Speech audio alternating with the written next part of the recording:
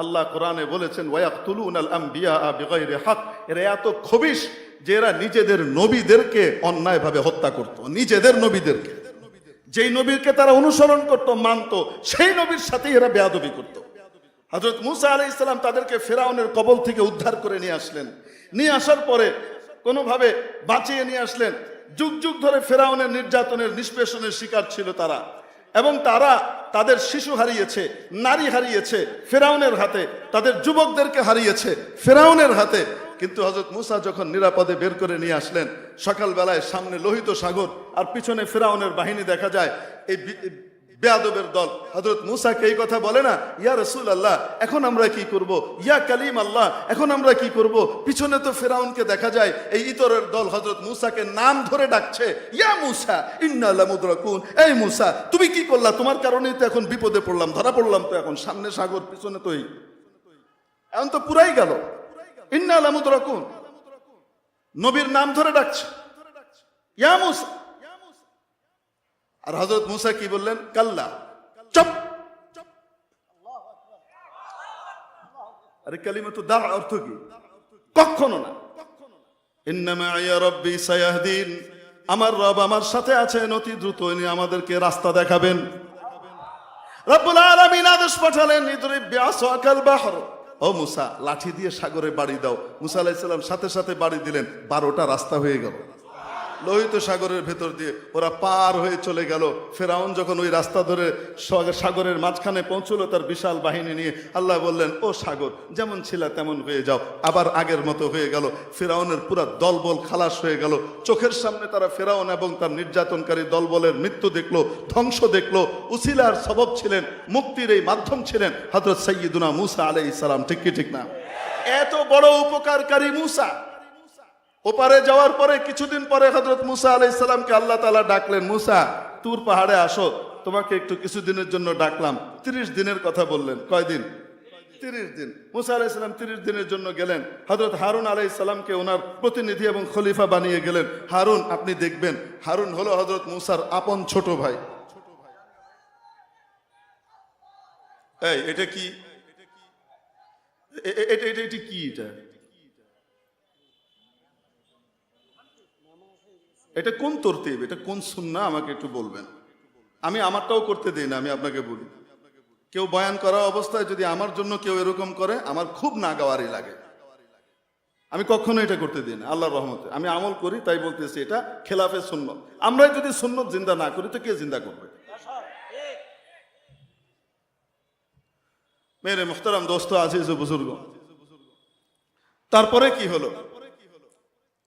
হযরত মুসা আলাইহিস সালাম ওপারে নিয়ে গেলেন। উনি গেলেন 30 দিনের জন্য। এখানে এক বিশিষ্ট বুদ্ধিজীবী বিজ্ঞানী জনাব সামিরি, বিশিষ্ট বিজ্ঞানী বুদ্ধিজীবী, উনি ওই যে ফেরাউনের মানুষজন যারা মারা গিয়েছে সব ভেসে উঠেছে না, ওদের সবার গা থেকে, লাশের গা থেকে সোনা টানা যা আছে সব এরা খুলে টুলে নিয়ে জমা করেছে। জমা করে সেগুলো দিয়ে একটা বাছুর বানিয়েছে। কি বানিয়েছে? গরুর বাছুর। বাছুর বানিয়ে টানিয়ে তারপরে হযরত জিবরিল আলাইহিস সালাম যে রাস্তা দিয়ে যাচ্ছিলেন ঘোড়ায় চড়ে, হযরত মুসার কাছে এসেছিলেন মানুষের বেশে। তো ওই ঘোড়া যেদিকেই পা রাখছিল ওখানে সবুজ ঘাস উঠছিল। সামেরি বিজ্ঞানী সাহেব এটা দেখেছিলেন যে এখানে একটা বিজ্ঞান নিহিত, জীবন নিহিত। সে ওইখান থেকে মাটি কিছু লুকিয়ে রেখেছিল, ওই মাটি নিয়ে ওই বাছুরের মুখের ভিতরে ঢুকিয়ে দিয়েছে। এখন বাছুর ভ্যাঁ ভ্যাঁ শুরু করেছে। বাছুর এখন কি করেছে? ভ্যাঁ ভ্যাঁ শুরু করেছে। আর বাছুরের এই ভ্যাঁ ভ্যাঁ আওয়াজ শুনে তখন অন্যরা ওই বাছুরের পূজা করা শুরু করেছে মুসা আলাইহিস সালামের আল্লাহকে বাদ দিয়ে। এটা কি পরিমাণ বেতমিজ বুঝতে পারছেন আপনি? মুসা আলাইহিস সালাম মুক্ত করে মাত্র নিয়ে এসেছেন, আর কিছুদিনের জন্য আল্লাহর সাথে কথাবার্তা বলার জন্য গিয়েছেন।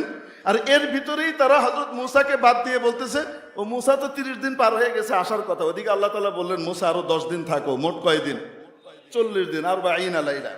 এখন এরা বলতে লাগলো যে মুসা গেছে, ভাগছে, ও আর আসবে না, চলো এই যে এখন পাওয়া গেছে এই গরুর আমরা পূজা শুরু করি। এই গো পূজা শুরু হয়েছে এই মুসা আলাইহিস সালামের এই দুষ্ট উম্মতের দ্বারা প্রথম শুরু হয়। এই বেতমিজ শুরু করলো এই কাজ। বিশিষ্ট বিজ্ঞানী এবং বুদ্ধিজীবী সামেরি সাহেব এই কর্মকাণ্ড করলেন।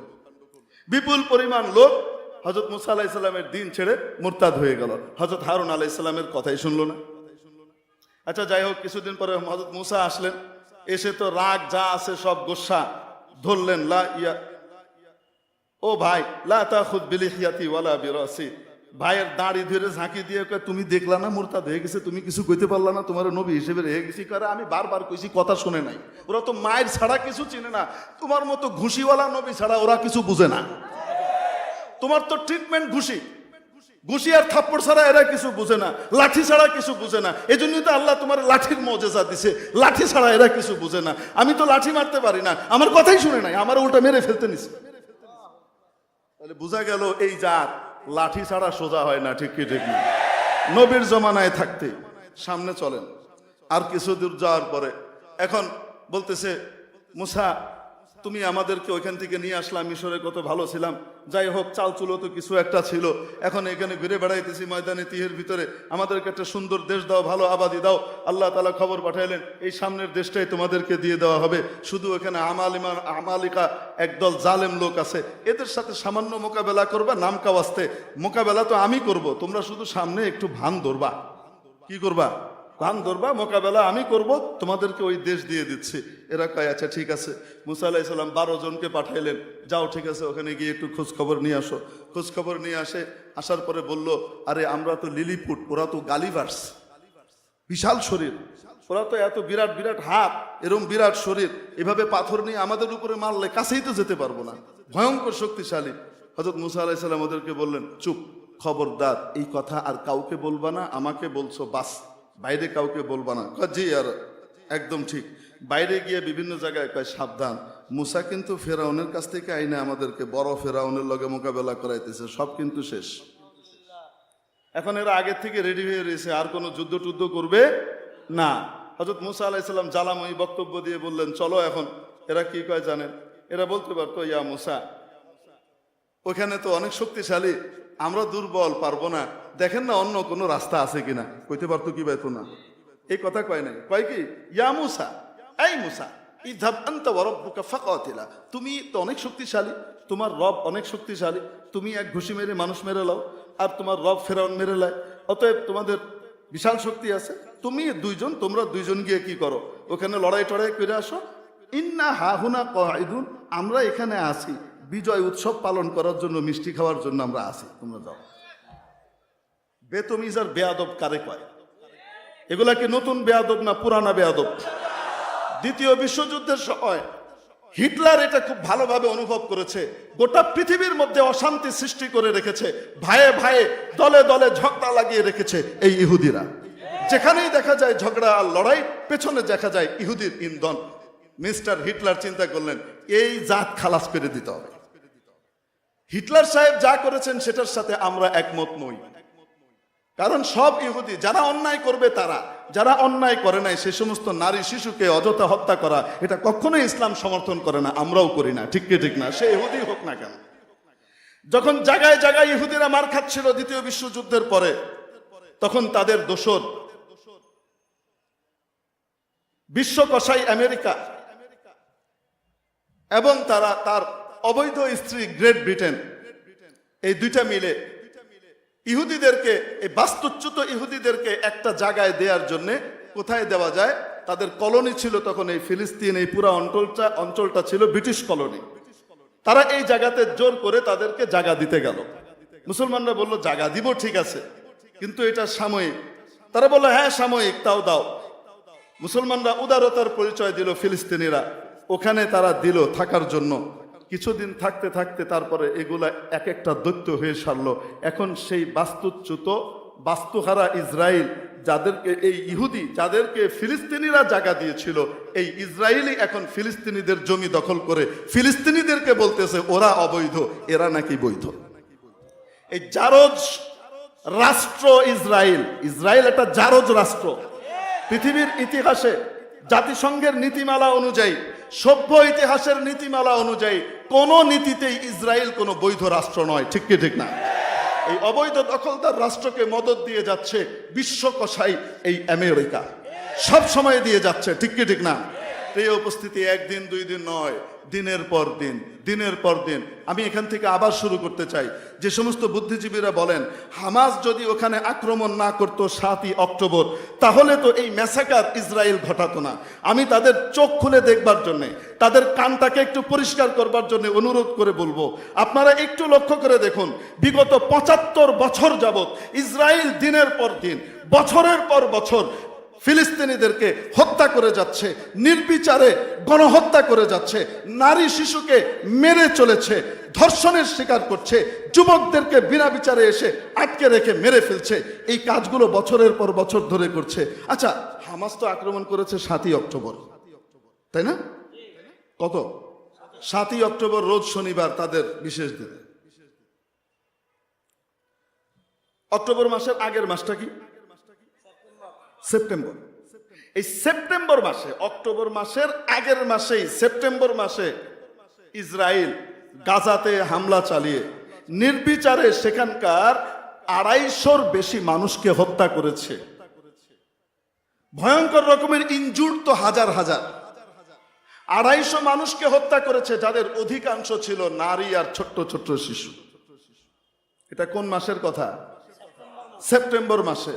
হামাস তো আক্রমণ করেছে 1 মাস পরে গিয়ে, ঠিক কি ঠিক না? এই ইতিহাস কি শুধু সেপ্টেম্বর মাসেই, তার আগে আর মারে নাই? আপনারা দেখেন নাই বাইতুল মুকাদ্দাসে মুসল্লিরা নামাজ পড়ছে, এই নামাজরত অবস্থায় ইহুদি সৈন্যরা এভাবে গুলি করে ব্রাশ ফায়ার করে হত্যা করছে, দেখেন নাই আপনারা? হামাস কি তখন আক্রমণ করেছিল? করে নাই। তাহলে সন্ত্রাসী হামলাকারী আসলে কে, হামাস নাকি ইসরায়েল? ইসরায়েল বিশ্ব সন্ত্রাসী। এই সন্ত্রাসীদের মোকাবেলা করবার জন্য ফিলিস্তিনের মুক্তিকামী জনতা দলমত নির্বিশেষে তারা ঐক্যবদ্ধ হয়ে শক্তি অর্জন করে চিন্তা করেছে, মরলে মরবো, বাঁচলে বাঁচবো, এইভাবে আর কি করব না, টিকতে পারি না আমরা। তারা মুক্তিযুদ্ধের চেতনায় উজ্জীবিত হয়ে নিজের অধিকার রক্ষা করবার জন্য তারা ঝাঁপিয়ে পড়েছে এবং ইসরায়েলের উপরে হামলা করেছে। এটা কোনো হামলা নয়, এটা সন্ত্রাসী হামলা নয়, এটি প্রতিরোধ ছিল, প্রতিরোধ, ঠিক কি ঠিক না? এই প্রতিরোধকে যারা নাকি সন্ত্রাসী হামলা হিসেবে চিহ্নিত করতে চায়, আখ্যায়িত করতে চায়, আমার এই দেশে বসে মুক্তিযুদ্ধের চেতনার বাংলাদেশে এই ইন্টারন্যাশনাল রাজাকারদের কোনো জায়গা হবে না ইনশাআল্লাহ। প্রিয় উপস্থিতি, আরেকটি বিষয় না বললেই না। আমার এই বাংলাদেশের মহান সংবিধানের 25 অনুচ্ছেদের গ ধারার ভিতরে সুস্পষ্টভাবে আছে, পৃথিবীর যেখানেই মানুষ নিগৃহীত হবে, নিপীড়িত হবে, তাদের ন্যায়সঙ্গত অধিকার প্রতিষ্ঠার ক্ষেত্রে সবসময় বাংলাদেশ তাদের পাশে থাকবে। এটি আমাদের সাংবিধানিক অধিকার। আমরা এর চিত্রায়ন দেখেছি কিছুদিন আগেই। আমাদের মাননীয় প্রধানমন্ত্রী বঙ্গবন্ধু কন্যা শেখ হাসিনা, উনি জাতিসংঘের ভাষণের মধ্যে বলেছেন, এই ধারারই পুনরাবৃত্তি উনি করেছেন এবং ঘোষণা দিয়েছেন, বাংলাদেশ ফিলিস্তিনি জনগণের পাশে ছিল, আছে, ভবিষ্যতেও থাকবে, ঠিক কি ঠিক না? প্রিয় উপস্থিতি, আমরা একটা বিষয়ে বড় শঙ্কিত এবং উদ্বিগ্ন। সেটা হলো বাংলাদেশ সরকার বর্তমানে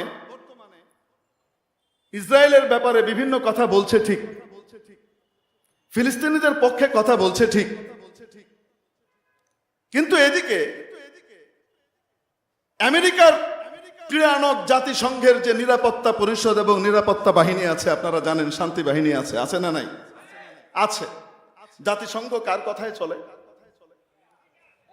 মুসলমানের পক্ষে না ইসরায়েলের পক্ষে? মুখে বলে যাই বলে, কাজে কর্মে তারা ইসরায়েলকে সমর্থন করে, ঠিক কি ঠিক না? ওরা ওখানে মুক্তিযোদ্ধারা যেন কোনোভাবেই, ফিলিস্তিনের মুক্তিযোদ্ধারা যেন কোনোভাবেই অস্ত্র না পায়।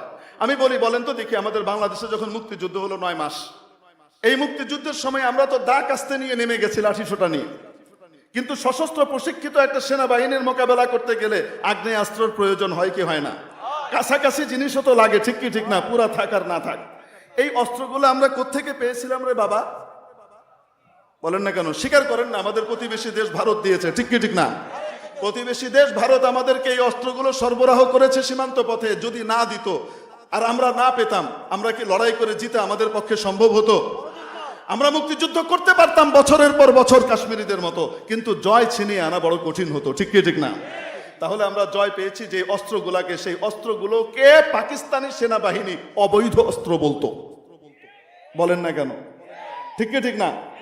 তাহলে এই যে অস্ত্রগুলা আসে মুক্তি বাহিনীর জন্য বাহির থেকে, এটা হলো মুক্তিকামী জনতার জন্য সহায়তা করা, ঠিক কি ঠিক না? প্রিয় উপস্থিতি, আজকে জাতিসংঘ, আপনাদেরকে এটা বলে রাখি, ফিলিস্তিনি যোদ্ধারা যে অস্ত্র পায়, মুক্তিকামী সেনাবাহিনী, মুক্তিকামী বাহিনী যে অস্ত্র পায়, সেটা কোন রাস্তায় পায়? লেবাননের সীমান্ত দিয়ে, লেবাননের সমুদ্র পথ দিয়ে আসে। বিভিন্নভাবে তাদের সহায়ক দেশগুলো তাদেরকে সাহায্য করে, যারা মুক্তি বাহিনীকে পছন্দ করে, তাদের মাধ্যমে এই অস্ত্রগুলো সেখানে যায়। আমি বোঝাতে পেরেছি আপনাদেরকে? ইসরায়েল তো অস্ত্র পাচ্ছে আমেরিকার কাছ থেকে, ব্রিটেনের কাছ থেকে, তারা নিজেরা উৎপাদন করছে, অস্ত্র বিক্রি করে চলেছে। সামরিক সব রকমের সহায়তা তারা বিশ্ব মোড়লদের কাছ থেকে পাচ্ছে। ফিলিস্তিনিদের পক্ষে তো আমেরিকা দাঁড়ায় নাই, দাঁড়িয়েছে? বলেন না কেন? বরং তাদের অধিকারকে সবসময় ভেটো দিয়ে নষ্ট করেছে, ঠিক কি ঠিক না? এটাই আমেরিকার চিত্র। এই সাম্রাজ্যবাদী আমেরিকা আমাদের বাংলাদেশের মুক্তিকামী জনতার আন্দোলনের সময়ও মুক্তি সংগ্রামের বিপক্ষে ছিল, ঠিক কি ঠিক না? ওরা পাকিস্তানিদের সহায়তা করেছে, দখলদারদের, হানাদারদের সহায়তা করেছে। প্রিয় উপস্থিতি, আজও তারা ইসরায়েলের সহায়তা করে যাচ্ছে, তারা ফিলিস্তিনিদের পক্ষে একটা কথাও বলে না, ঠিক কি ঠিক না? এই বর্ণচোরা বাইডেন এই তো মাত্র কয়েকদিন হলো, 2-3 দিন হলো, হসপিটালের ভিতরে বোম্বিং করেছে, নির্বিচারে তো হত্যা করেছে হাজার হাজার ইসরায়েল। তার ভিতরে হসপিটালের ভিতরে নিরীহ মানুষকে হত্যা করেছে, হসপিটাল ধ্বংস করে 500-র উপরে মানুষ একদিনে এক জায়গায় একটা টাইম ভ্যানিশ হয়েছে। ওটার বিরুদ্ধে বাইডেন এসে কি বলল? আমারও মনে হয় এটা ইসরায়েল করে নাই, এটা ইসলামিক জিহাদ করছে। কি পরিমাণ ইতর বুঝতে পারতেছেন? হসপিটালে নিন্দার, হামলার নিন্দা জানাই, তবে ইসরায়েলের নিন্দা করি না, কারণ ইসরায়েল করে নাই, ইসরায়েল ধোয়া তুলসী পাতা। তো ফিলিস্তিনি মুক্তিকামী জনতা অস্ত্র পায় কোত্থেকে বলেন? আমেরিকার কাছ থেকে পায় না অন্যান্য মানবতাবাদী রাষ্ট্রগুলো তাদেরকে তলে তলে কি করে? গোপনে সহায়তা করে। ওই সাগর পথে যায়, এভাবে সেভাবে সীমান্ত দিয়ে, লেবাননের সীমান্ত দিয়ে ওদের ওখানে যায়, হিজবুল্লাহর কাছে যায়, হামাসের কাছে যায়। ওটা যেন না যেতে পারে, এটার জন্য জাতিসংঘ ওখানে শান্তিরক্ষী বাহিনী নিয়োগ করে রেখেছে, নৌবাহিনীর জাহাজ দিয়ে রেখেছে।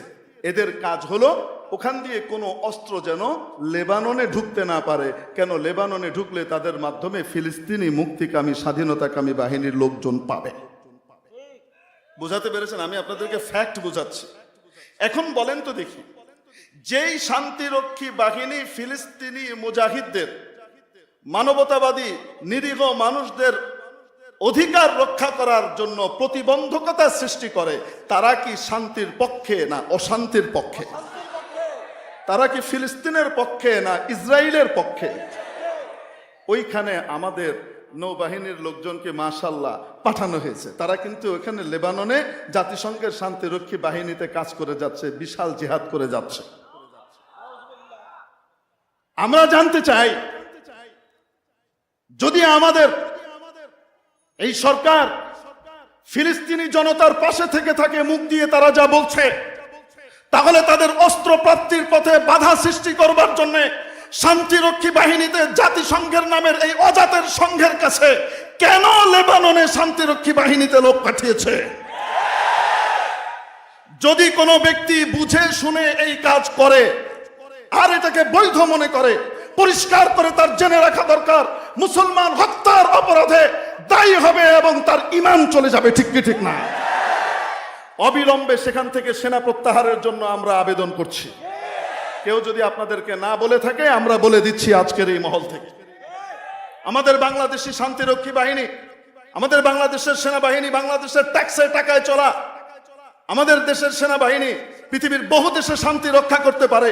ফিলিস্তিনিদের বিরুদ্ধে ইসরায়েলের পক্ষে সেখানে সমুদ্র পাহারা দেওয়া মানে ইসরায়েলকে পাহারা দেওয়ার কাজে আমাদের সেনাবাহিনী কাজ করবে না ইনশাআল্লাহ। অবিলম্বে প্রত্যাহার করতে হবে, আমরা এই আবেদন জানাই।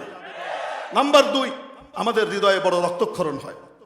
আমাদের স্বাধীনতার স্থপতি, রূপকার বঙ্গবন্ধু মরহুম শেখ মুজিবুর রহমান, উনি আমাদের দেশের এই লাল সবুজের পতাকার দেশের পাসপোর্টের ভিতরে অনুমোদন দিয়ে রেখেছিলেন সবগুলা জায়গার এক্সেপ্ট ইসরায়েল। এই পাসপোর্ট ব্যবহারকারীরা কখনো ইসরায়েলের সাথে সম্পর্ক রাখতে পারবে না, ইসরায়েলের সাথে কোনো কিছু হবে না। ঠিক কি ঠিক না? যুগের পর যুগ এই জিনিসটা থাকলো।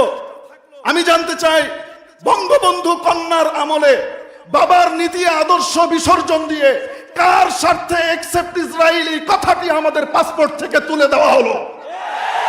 কেন তোলা হলো আমরা জানতে চাই। বাংলাদেশকে মুক্তিযুদ্ধের চেতনা থেকে সরে গিয়ে বিশ্ব রাজাকার এবং সন্ত্রাসীদের চেতনায় যোগ দিয়েছে কিনা জাতি জানতে চায়।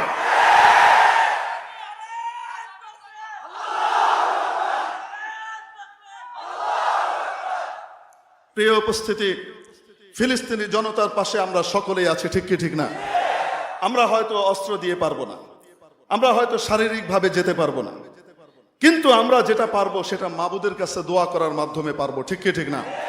বিশ্বব্যাপী প্রতিরোধ দেখানোর মাধ্যমে, আমরা প্রতিবাদ জানানোর মাধ্যমে, কখনো যদি মিছিলের ডাক আসে এই ব্যাপারে, সেখানে অংশগ্রহণ করে বিশ্বকে দেখাতে পারবো আমরা ইসরায়েলের বিপক্ষে, ইহুদিবাদীদের বিপক্ষে, জায়নবাদীদের বিপক্ষে, আমরা দখলদারদের বিপক্ষে, জালিম এবং নিপীড়কদের বিপক্ষে, মানবতা বিরোধী অপরাধ যারা করে আমরা তাদের বিরুদ্ধে, যারা অমানুষিক আচরণ করে তাদের বিরুদ্ধে আমরা স্বাধীনতাকামী, মুক্তিকামী মুসলিমদের এবং ফিলিস্তিনিদের পক্ষে এই ঘোষণা দেবার জন্য বের হতে পারবো কি পারবো না? নাম্বার তিন, ওদের খুঁটির জোর কোথায়? ইহুদিরা পৃথিবীর অর্থ নিয়ন্ত্রণ করে। ঠিক কি ঠিক না? ওদের বড় বড় কোম্পানিগুলো, তাদের এজেন্টরা আমাদের দেশেও আছে। এই সমস্ত টাকার ভাগ ওরা পায়। ওই টাকা দিয়ে গুলি বানায় আর তোমার মুসলিম বাচ্চার বুকের ভিতরে আঘাত করে। তুমি এখানে ওদের বানানো চকলেট খাও, ওদের কোম্পানির কোকা কোলা খাও, ওদের কোম্পানির পেপসি খাও, আর ওই টাকার ভাগ ওদের কাছে যায়। ওটা দিয়ে তারা তোমার মুসলমান ভাই বোনকে হত্যা করে। কোন মুসলিম কখনো এটা সহ্য করতে পারে না। ঠিক ঠিক। অতএব মুকাতা তাদের সাথে বিচ্ছিন্নতার ঘোষণা দিচ্ছি আমরা ইসরায়েলি কোনো পণ্য ব্যবহার করব না। ব্যক্তিগতভাবে আমার কাছে কোক, স্প্রাইট, পেপসি এগুলা খুব প্রিয়। ব্যক্তিগতভাবে আমি যখন খেতাম, খাবার খাওয়ার সময় কোনো দাওয়াতে এগুলো না হলে আমার যেন পেটে হজম হতো না। খোদার কসম করে বলছি, ইসরায়েলের এই হামলা, ফিলিস্তিনিদের এই নির্যাতন যখন চোখের সামনে দেখেছি, আমার কাছে মনে হয় এটা কোকা কোলা নয়, এটা আমার মুসলমানের রক্ত। এই রক্ত খাচ্ছি আমি, আমার কাছে তা মনে হয় ঘৃণা করি। আমি তওবা করেছি, প্রত্যাখ্যান করছি। কোকা কোলা এবং পেপসি ইনশাআল্লাহ এদেশে আর চলবে না। আমরা খাবো, কেউ খাবো না ইনশাআল্লাহ। নেসলে কোম্পানি উৎস ইহুদি, টাকা এখান থেকে আমরা দিই দোকানদারকে, দোকানদার ওখান থেকে টাকা পৌঁছায় কার কাছে? আরে পাইকারের কাছে, পাইকার কোম্পানির কাছে। কোম্পানি এই নাম এই দেশে ব্যবহার করতে হলে তাকে ওদেরকে টাকা দেওয়া লাগে। বলেন না কেন? এই নেসলে কোম্পানির যত জিনিস আছে, কিটক্যাট চকলেট খুব মজাদার না? আজ থেকে খাবো না। মার্স খুব মজাদার চকলেট, খাবো না। পারবো তো ইনশাআল্লাহ? এরকম যত জিনিস আছে আমরা জেনে জেনে এগুলোকে পরিহার করব। মুসলমান কখনো তার মুসলমান ভাই বোনের বুকে গুলি চালাবার জন্য ইহুদিদেরকে টাকা দিয়ে পরোক্ষভাবে সহায়তা করতে পারে না। এটা হলো আমাদের করণীয়। আমরা যেটা পারবো সেটা বলছি। নাম্বার 4, আপনাদেরকে আরেকটা বলি, মজার জিনিস। ইউনিলিভার নামে আমাদের দেশে বড় চমৎকার এক কোম্পানি আছে। লাক্স, লাইফ বয় যেখানে, স্বাস্থ্য সেখানে। আরে আছে না নাই? লাক্স, লাইফ বয়, এটা সেটা ওটা যা আছে, ইউনিলিভার কোম্পানির মূল হলো ইহুদি এবং ইসরায়েলিদের দোষর। এই কোম্পানির কোনো কিছু আমরা ইনশাল্লাহ ভোগ করব না।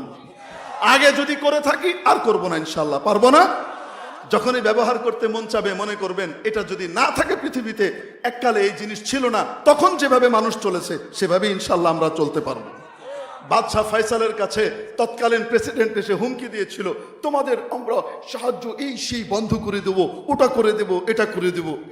বাদশাহ ফয়সাল উত্তর দিয়েছিলেন, কোনো অসুবিধা নাই, তোমাদের আরামকোকে লাথি মেরে এখান থেকে বের করে দিব, বেরিয়ে যাও। আমাদের তেলের কোনো দরকার নাই। আমরা আগে আমাদের পূর্বপুরুষের সাথে শুকনা রুটি খেজুর খেয়ে আমরা জীবন কাটিয়েছি। আমরা এখনো পারবো। তেল বন্ধ করে দিলে তোমাদের হাওয়া খতম হয়ে যাবে। আমেরিকান প্রেসিডেন্ট মাথা নত করে এখান থেকে চলে গেছে। প্রিয় উপস্থিতি, শেষ কথা বলি। এখনকার পরিস্থিতিটা কি দেখেন, চিল শকুন হায়না সব একত্রিত হয়েছে। ফিলিস্তিন হামলা করেছে, বর্বরচিত হামলা করছে। বিশ্ব কসাই, ইরাকের কসাই আমেরিকা, আফগানিস্তান লিবিয়ার কসাই গ্রেট ব্রিটেন এবং আমেরিকা, ফ্রান্স, এরা সব ঐক্যবদ্ধ হয়ে গেছে, ঠিক কি ঠিক না? এবং গুজরাটের কসাইও একসাথে হয়েছে। সেও ঘোষণা দিয়েছে আমরাও আছি তোমার সাথে। বিশাল ঘোষণা। আরে দিয়েছে কি দেয় নাই? বলেন না কেন? মানবতার কসাইরা একত্রিত হয়েছে। এই সময় উচিত ছিল বিশ্ব মুসলিম দল মত নির্বিশেষে যে পথ যে মতের হোক না কেন, সব ভেদাভেদ ভুলে গিয়ে ঐক্যবদ্ধ প্ল্যাটফর্মে একত্রিত হয়ে এই চিল শকুনদের বিরুদ্ধে প্রতিরোধ গড়ে তোলা, ঠিক না ঠিক না? আমরা আফসোস দেখতে পাচ্ছি, যখন হানাফি, শাফি, মালিকি, হাম্বলি, শিয়া, সুন্নি, কি বিদাতি, কি মুসলমান সব একসাথে হয়ে যাচ্ছে, তখন আমাদের দেশে সহি আকীদার ট্রেড লাইসেন্স নিয়ে যারা নাকি এখানে ডিলারশিপ নিয়ে বিক্রি করে যাচ্ছে, কতিপয় শায়েখকে দেখছি তারা এখন ফিলিস্তিনিদের আকীদা নিয়ে প্রশ্ন তুলে, হামাসের আকীদা নিয়ে প্রশ্ন তুলে ইসরায়েলের দোসর হওয়ার চেষ্টা করে। এদেরকে প্রতিহত করতে হবে।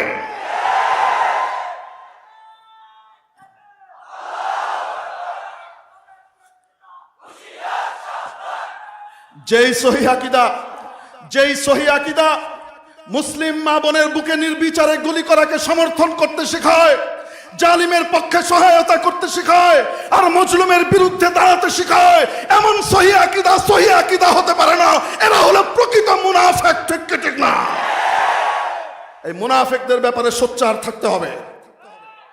বাংলাদেশে বসে, স্বাধীনতার মুক্তিযুদ্ধের এই দেশে বসে কেউ যদি ফিলিস্তিনের বিরুদ্ধে আজকে কথা বলতে আসে, ফিলিস্তিনি মুক্তিকামী জনতার বিরুদ্ধে কথা বলতে আসে, ইসরায়েলের পক্ষে সাফাই গায়, বুঝতে হবে এরা হলো মানবতার শত্রু। এদেশের বন্ধু কখনো তারা হতে পারে না, ঠিক কি ঠিক না? এদের ব্যাপারে আইনগত ব্যবস্থা নেবার জন্য আইন শৃঙ্খলা বাহিনীকে আমরা অনুরোধ করছি জাতির পক্ষ থেকে, ঠিক কি ঠিক না? আমরা যে সময়টা এখানে বসে আছি নিশ্চিন্তে, অত্যন্ত আরামের সাথে নিরাপত্তার চাদরে বেষ্টিত হয়ে, ঠিক এই একই সময়ে এখান থেকে হাজার মাইল দূরে আমার আপনার হাজারো মা বোন, ছোট্ট ছোট্ট শিশুরা চাল চলহীন অবস্থায় খোলা আকাশের নিচে নিরাপত্তাহীনতার ভিতরে বসবাস করছে। নবীজি সাল্লাল্লাহু আলাইহি ওয়াসাল্লাম ইরশাদ করেছেন, আল মুসলিমুনা কা জাসাদিন ওয়াহিদ, গোটা পৃথিবীর সকল মুসলিমরা হলো এক শরীরের মতো, এক দেহের ন্যায়। ইযা ইশতাকাত আইনুহু ইশতাকা কুল্লুহু ওয়া ইযা ইশতাকা রাসুহু ইশতাকা কুল্লুহু ওয়া ইযা ইশতাকা বা'দুহু ইশতাকা কুল্লুহু আও কামা ক্বালা আলাইহিস সালাতু ওয়াস সালাম। গোটা পৃথিবীর মুসলিমরা, সকল মুসলমানরা এক শরীরের ন্যায়। কোন ব্যক্তির শরীরে যদি একটি অঙ্গ, মনে করো চোখ, আক্রান্ত হয়, ব্যথিত হয়, চোখের মধ্যে যদি সমস্যা হয়, গোটা শরীর তা অনুভব করে। পা এই কথা বলে না, চোখ তোমার সমস্যা, আমি কেন হেঁটে যাব ডাক্তারের কাছে। হাত একথা বলে না, চোখ তোমার সমস্যা, আমি কেন পকেট থেকে টাকা বের করে ওষুধ কিনবো, ডাক্তারের ভিজিট দেব।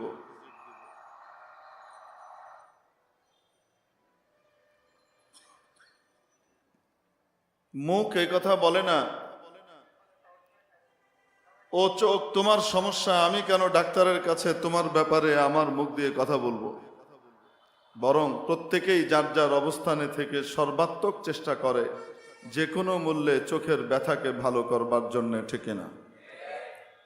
নবীজি উদাহরণ দিয়েছেন, কোন ব্যক্তির যদি মাথায় ব্যথা হয়, মাথায় সমস্যা হয়, গোটা শরীর তা অনুভব করে, উপলব্ধি করে, হাত উপলব্ধি করে, পা উপলব্ধি করে, পেট উপলব্ধি করে, গোটা শরীর তা অনুভব করে।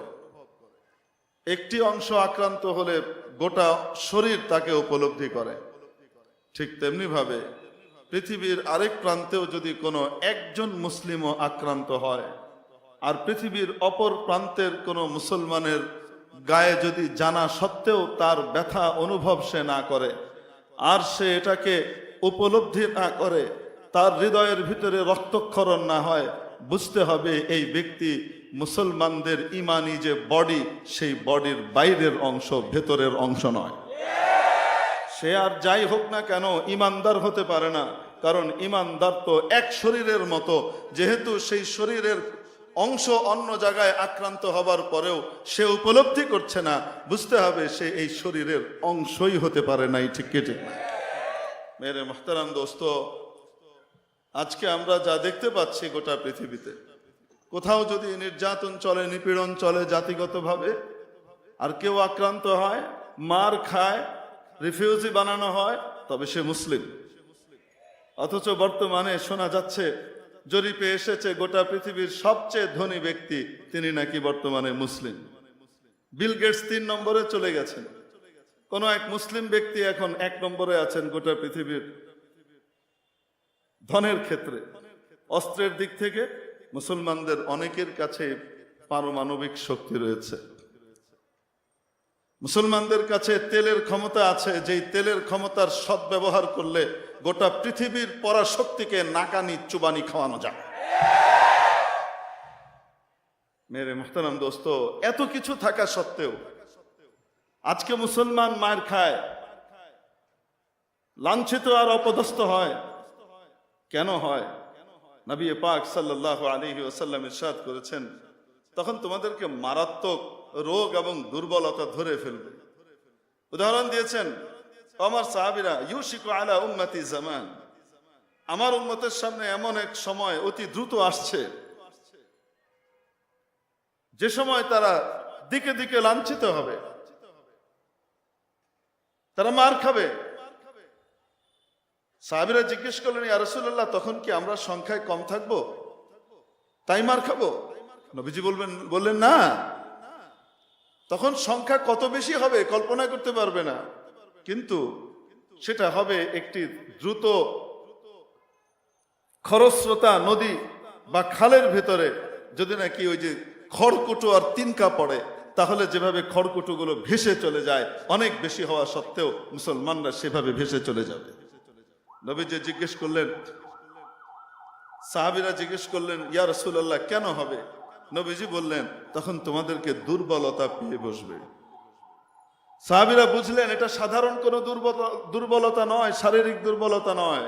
ব্যাখ্যা চাইলেন, ইয়া রাসূলুল্লাহ, ওয়াহান কি জিনিস? ওয়াহান বলতে আপনি কি বুঝাচ্ছেন? নবীজি সাল্লাল্লাহু আলাইহি ওয়াসাল্লাম বললেন, হুব্বুদ দুনিয়া, দুনিয়ার ভালোবাসা, দুনিয়ার প্রীতি, আখিরাত থেকে বিমুখ হওয়া, দুনিয়ার ভিতরে ডুবে যাওয়া 1 নম্বর রোগ। 2 নম্বর রোগ বলে দিলেন, ওয়া কারাহিয়াতুল মাউত। এক হলো দুনিয়ার প্রীতি, আর হলো মরণের ভীতি, মৃত্যুর ভীতি। মরতে মুসলমান ভয় পাবে। যখন মুসলমান তার অধিকার রক্ষা করবার জন্যে, তার দ্বীন রক্ষা করবার জন্যে, তার ইসলাম রক্ষা করবার জন্যে, তার সবচেয়ে দামি সম্পদ ঈমান এবং ইসলামকে রক্ষা করবার জন্যে মৃত্যুর মুখোমুখি হতে ভয় পাবে, তখন তারা এভাবে স্রোতের মধ্যে ভেসে চলে যাবে। মেরে মুহতারাম দোস্ত, আজকে অনেকে বড় বড় গুলি কপচায়। ফিলিস্তিনে যদি হামাস এরকম খোঁচা না দিত, তাহলে তো আর ইসরায়েল কিছু করতো না। ইসরায়েল তো কিছু করতো না। ইসরায়েল কি করেছে? হামাস গুঁতো দিয়েছে। এখন নির্বিচারে হতাহতের শিকার হচ্ছে মুসলমানরা। কই এখন হামাস তো আর মুসলমানদেরকে বাঁচাতে আসছে না। যত দোষ নন্দ ঘোষ। এরকম বুদ্ধিজীবী মহাপণ্ডিত আমাদের সমাজে আছে না নাই? পণ্ডিতদেরকে বলবো, আজ থেকে একটু 75 বছর আগে যাও, ইতিহাসটা দেখো। মনে করেন আমাদের বাংলাদেশে পাশেই বার্মা, বার্মাতে মুসলিমরা যখন আক্রান্ত হলেন, এমন ভাবে তাদেরকে বাস্তুচ্যুত করা হলো, নির্বিচারে হত্যা করা হলো। বাধ্য হয়ে তারা প্রতিবেশী রাষ্ট্র বাংলাদেশে এসে আশ্রয় নিলেন। বাংলাদেশের জনগণ, বাংলাদেশের সরকার ইমানি দায়িত্ব পালন করে তাদেরকে আশ্রয় দিয়েছে, ঠিক কি ঠিক না?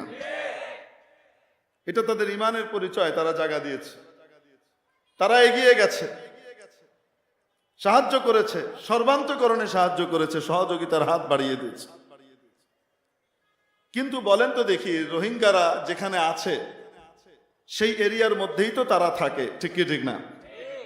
তারা শক্তিশালী হয়ে তারা কি কথা বলেছে যে আমাদের পূর্বপুরুষ এই চট্টগ্রামে থাকতো, অতএব চট্টগ্রাম আমাদের, এখন তারা ওখান থেকে মুভ করে চট্টগ্রাম দখল করে ফেলেছে? এই খবর পেয়েছেন? বলেন না কেন? আরেকটু আগে এসে এগিয়ে এসে ফেনী দখল করে ফেলেছে, খবর পেয়েছেন এরকম? আরেকটু সামনে এসে কুমিল্লা দখল করে ফেলেছে, রাজধানীর দিকে আসছে, এটাই নাকি তাদের আদি দেশ, এরকম করে তারা দখল করতে আসছে, এরকম কোনো খবর পেয়েছেন? বলেন তো দেখি। যদি মুসলমানরা এরকম কখনোই করে না, ঠিক কি ঠিক না? তারা এটার শুকরিয়া আদায় করে যে না, আমাদেরকে আশ্রয় দিয়েছে, এটাই বহুত বড় নিয়ামত, তা সেখানে আছে। যদি এরকম খোদা না খাস্তা তারা করতেন, তাহলে বীর বাঙালি চুপ করে বসে থাকতো তাদের জমি হারিয়ে? আরে বলেন না কেন? না প্রতিরোধ করত? ওরা দিনের পর দিন হামলা করতো, আমাদের কাছে কিছু না থাকলেও লাঠি ডান্ডা নিয়ে যাই হোক একদিন মায়ের একটা টাইট মতো দিতাম, ঠিক কি ঠিক না? বাঙালির এই ইতিহাস নজিরবিহীন ভাবে আছে। গোটা ভারতবর্ষ ফেল মারলে বাঙালি ফেল মারে নাই, এই ঘটনা এই বাংলাদেশেই আছে। আমাদের গফরগাঁও, যাকে ডাকাতের দেশ বলা হয়, ঠিক কি ঠিক না? গফরগাঁও ডাকাতের দেশ ছিল না, গফরগাঁও ছিল স্বাধীনতাকামী দেশ। ওই অঞ্চলের লোকরা ব্রিটিশের পরাধীনতা স্বীকার করে নাই, কখনো করে নাই। যখন ব্রিটিশ গোটা ভারতবর্ষ দখল করে সেরেছে, তখনও পর্যন্ত গফরগাঁওয়ে ওখানে এদের নীল চাষিদের আস্তানা ছিল। ইংরেজ সাহেব আর মেম সাহেব দুজন ওখানে কুঠি গেড়ে নীল চাষ করাতো। আমাদের দরকার ধান চাষ, আমাদের দরকার ফসল চাষ, ওরা করাতো ওদের স্বার্থে নীল চাষ।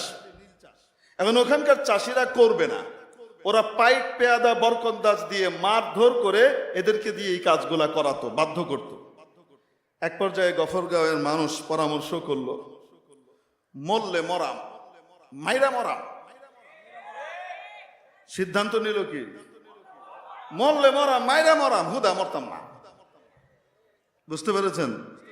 তারা করলো কি, সকলে মিলে ঐক্যবদ্ধ হয়ে, ওদের কাছে তো গুলি, সমরাস্ত্র, বন্দুক ইত্যাদি রয়েছে ইংরেজ কুঠির কাছে, আর এদিকে এদের কাছে কিছুই নাই। কি আছে? ওই নারকেল কাটার দা, সবজি কোটার বটি, কিছু বল্লম, কিছু শাবল, বাঁশের লাঠি, এইগুলা নিয়ে তারা রাতের বেলা একদম দল বল বেঁধে সব মিলে সিদ্ধান্ত নিয়েছে, আজকে যাব, মরলে মরা লাশের উপর দিয়ে ডিঙিয়ে যাব, পিছপা হোক না। যখন তারা আক্রমণ করেছে এই জালিমদের কুঠি, দখলদারদের কুঠি, তখন ওরা ওখান থেকে গুলি ছুড়েছে, শয়ে শয়ে মানুষ মারা গেছে। এরা পিছপা হয় নাই, এরা লাশ পাড়ি দিয়ে সামনে এগিয়ে গেছে এবং গিয়ে ওই লাঠি দিয়ে, দা, কুড়াল দিয়ে, বল্লম দিয়ে পিটিয়ে মেরে এগুলো সবগুলাকে সাইজ করে ফেলেছে। বন্দি করেছে শেষ বড় শয়তান দুইটাকে, ইংরেজ সাহেব আর ওই মেম সাহেব। এটাকে মেম সাহেবটা ছিল বড় শয়তান, ওইটা সাহেবটার চাইতে বড় ইতর ছিল। ধরে আনার পরে এখন কি শাস্তি দেয়া যায়? তারা বলল সাহেবকে সাইজ করে ফেলো। তো নিয়ে এক জায়গায়, নদীর পাড়ে এক জায়গায় নিয়ে কি করেছে, গলা কেটে সাহেবের খেল ফাইনাল করেছে। ওইখানে একটা ব্রিজ আছে, তার নাম হলো গলা কাটা ব্রিজ। আপনারা গফরগাঁও গেলে জিয়ারত করে এসেন। গলা কাটা ব্রিজ কেন? দখলদার হানাদারের গলা কাটা হয়েছিল ওইখানে, ঠিক কি ঠিক না? এখন এই যে মেম সাহেব, এই মেম সাহেবকে নিয়ে কি করা যায়? মনে রাখবেন, যারা বাহাদুর হয়, যারা সত্যিকারের বাহাদুর হয়, তারা নারী শিশুর গায়ে কাপুরুষের মতো, ইসরায়েলের মতো হাত তুলে না। তারা মোকাবেলা করে সৈন্যের সাথে, ঠিক কি ঠিক না? যেমন হামাস করেছে। আপনারা সেই ভিডিও দেখেছেন, ইসরায়েলের হারেস যে টেলিভিশন চ্যানেল আছে, সেই চ্যানেল ইসরায়েলের এক মহিলার সাক্ষাৎকার প্রকাশ করেছে। আপনারা দেখেছেন না দেখেন নাই? সেই সাক্ষাৎকারের ভিতরে মহিলা বলেছে, আমি আমার ছোট্ট মেয়েটা আর ছোট্ট ছেলেটাকে নিয়ে বাড়ির ভিতরে ছিলাম যখন হামাসের আক্রমণ হয়। তারা ভেতরে ঢুকে আমার ঘরের ভিতরে ঢুকেছে। ঢুকার পরে আমি বললাম যে আমি আর আমার এই দুই বাচ্চা আছে, আর কেউ নাই। তারা বললো আচ্ছা ঠিক আছে। তারা ঘরে তল্লাশি চালাতে গেল, তল্লাশি চালিয়ে ভিতর থেকে আসলো। এর ভিতরে আমি ভয়ে কাঁপছিলাম। তাদের ভিতরে একজন বলল যে আপনি কোনো চিন্তা করবেন না, আমি মুসলমান, আমি মুসলিম, আমরা মুসলিম, আপনি কোনো চিন্তা করবেন না, আপনি নিরাপদ, আপনার গায়ে আমরা হাত তুলব না। এটাই হলো প্রকৃত ইসলামের শিক্ষা। ঠিক কি ঠিক না? হামাস ভেতরে ঢুকেছে, তারা তল্লাশি চালিয়েছে। ক্ষুধার্ত এই পরিমাণ ছিল এই ব্যক্তিরা। ওই মহিলা বলে একটা পর্যায়ে রান্নাঘর তল্লাশি করে যখন সব ঘুরে টুরে এসেছে, তাদের মধ্যে একজন আমাকে বলছে, ম্যাম আপনার রান্নাঘরে কিচেনে কলা আছে, আমি কি ওখান থেকে একটা কলা খেতে পারি? এই হলো ইসলাম। বিজেতার কাছ থেকে, বিজেতা বিজিতের কাছ থেকে অনুমতি নিয়ে তার জিনিস নিচ্ছে। চাইলে তো সে গনিমত মনে করে নিয়ে নিতে পারতো। ঠিক কি ঠিক না? নাই নাই, অনুমতি নিয়েছে। তারপর তারা সলা পরামর্শ করে কিছুক্ষণ পরে তাদেরকে ওখানে রেখে তারা বেরিয়ে চলে গেছে এবং বলেছে আপনি দরজাটা বন্ধ করে দেন, যেন আপনার দলের কেউ আপনাদের কোনো ক্ষতি না করতে পারে। আপনি বন্ধ করেন, আমরা করব না। এই পুরো সাক্ষাৎকার ইহুদি চ্যানেল প্রকাশ করেছে। যে হামাসকে সন্ত্রাসী বলা হচ্ছে, প্রোপাগান্ডা চালিয়ে সেই হামাসের সন্ত্রাসের নমুনা দেখেন। এই নেতানিয়াহুর সরকার, আমি নেতানিয়াহু বলি না, এই নেতানিয়াহু যে শেষ পর্যন্ত কি করলো, চাপ দিয়ে, সরকারের পক্ষ থেকে চাপ দিয়ে তাদের ওয়েবসাইট থেকে এই সাক্ষাৎকার ডিলিট করিয়েছে। কিন্তু ততক্ষণে গোটা বিশ্বের হাজার লাখো মানুষ ডাউনলোড করে নিয়েছে। ঠিক কি ঠিক না? নেটে ঘুরে বেড়াচ্ছে। মেরে মুহতারাম দোস্ত, আজিজ বুজুর্গ, এই হলো মুসলমানের শিক্ষা। মুসলমান এইভাবেই করে। তো বলছিলাম যে এই যে ধরেন মুসলমান কখনো এইভাবে দখল করে না, যার কারণে রোহিঙ্গারা বাইরে এসে যারা উপকার করেছে তাদের ক্ষতি সাধন করে বেড়াচ্ছে না। তাদের জমি দখল করে চট্টগ্রাম দখল করে ফেললো, ফেনী দখল করে ফেললো, পরাশক্তির কাছ থেকে সাপোর্ট নিয়ে এই কাজ আজও পর্যন্ত রোহিঙ্গারা করে নাই। ঠিক কি ঠিক না? কিন্তু অপরদিকে দ্বিতীয় বিশ্বযুদ্ধের পর যখন নাকি মিস্টার অ্যাডলফ হিটলার ইহুদিদের অতীত ঘেটে যাচাই বাছাই করে তখনকার বর্তমান দেখে অ্যাডলফ হিটলার ঘোষণা করলো কিছু লোক আছে, এদেরকে দেখবেন এরা কোথাও নাই কিন্তু আবার সব জায়গায় আছে। এদেরকে দেখবেন এরা কোথাও নাই কিন্তু এরা আবার কোথায় আছে? সব জায়গায় আছে। সব জায়গায় নাক গলায়, সব জায়গায় গন্ডগোল লাগায়, শান্তিপ্রিয় জনতার মাঝখানে বিশৃঙ্খলা তৈরি করে আর গন্ডগোল তৈরি করে। এই জাতটা এরা যুগ যুগ থেকে করে আসছে, আজকে না।